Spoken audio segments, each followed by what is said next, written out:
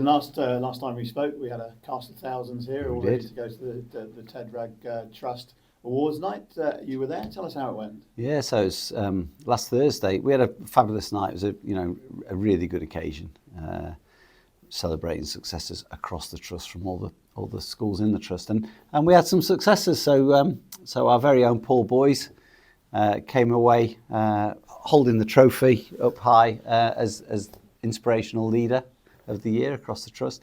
Thoroughly deserved. I'm not going to say too much about him again because I did the last one, but just really pleased with that. But also thrilled that the Music Academy were recognised. They played at the start of the awards evening as people entered, as Lucas will testify.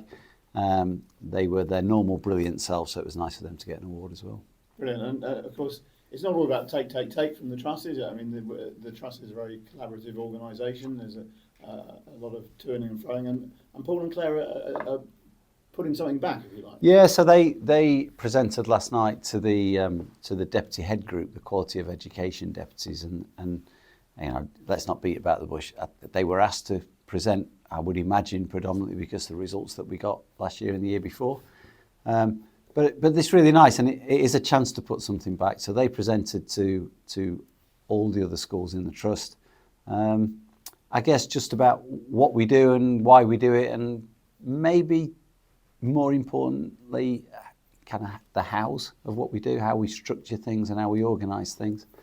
So yeah, it's nice to give something back, but equally, I know Paul and Claire really enjoyed doing it as well, so that was nice. I think I skipped over it a little bit, but we should mention that's Claire Jones. Yes. Another one of your deputy head teachers. Yeah. So that's really good. Yeah.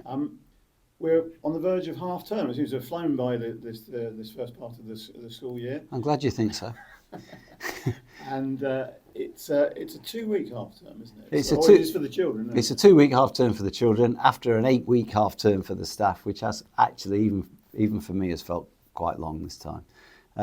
But our staff get a week and a bit off, week and a half off, and then we've got 3 really important days. So when the students are still off in that second week, we've got a number of training opportunities, and our staff will be going out. Lipson will be closed on Wednesday. Staff will be going out all over the place doing various courses, and then we've got some in-house training and some external training on the Thursday, Friday. So it is an important few days for us, and it is one of the real strengths of the trust that the focus on collaboration across the different schools.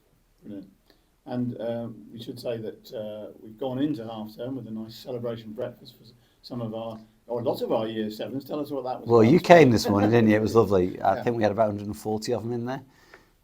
You could hear them from about half a mile away, the kind of excited chatter. And yeah, we were just celebrating the start that they've made. So the vast majority of youngsters in there were either in there because they got 100% attendance, or they'd done a fantastic piece of homework, or their behaviour had been excellent. And I think, I don't like labelling year groups because you can label them positively and negatively, but there's no doubt this group of youngsters that have come in have settled really quickly. I mean, they've been here 7 weeks. They're behaving like they've been here a lot longer than that. But they made a really good impression on their teachers, and I'm looking forward to exciting times ahead as they go through the school. Just finally, before we go into this half term, we should mention that after those 2 weeks, we come back on a very important day for the Academy, and one that's been lifted, I think, over the last 2 or 3 years to a really high level. Yeah, so we come back on the 11th. It's Remembrance. It's our Remembrance Service. Is it the 11th? Is it actually on the day? Yeah, it's the 11th we come back. It's our Remembrance Service. It's one of the few times we're now able to get the whole school community together. We've got some VIP guests coming from the primary schools. And it's always really quite, I think staff find it quite moving, the fact that we can observe the silence with 1,100 students and nearly 200 staff. And it does bring people together for, obviously a really important cause. So that'll be a nice way, if nice is the right word, an important way of starting the new half term. And important too that as distance grows between the end of the Second World War and the current time, that young people who are 2 or 3 generations removed from that know what it's about. And that is a generational thing, Rick, isn't it? So, my uncle was part of the D-Day landings, and so I grew up talking to him about what happened in France and what happened at the, in the Second World War. My granddad fought on the Somme, so I grew up with it. I was used to it because I'd got people that I loved telling me about it. This next generation down, it does become more distant, so the history lessons become more important.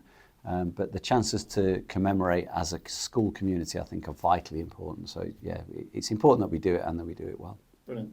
Have a good half term. Will do. I'm very good at that. We'll re-engage next time. Thank you very much.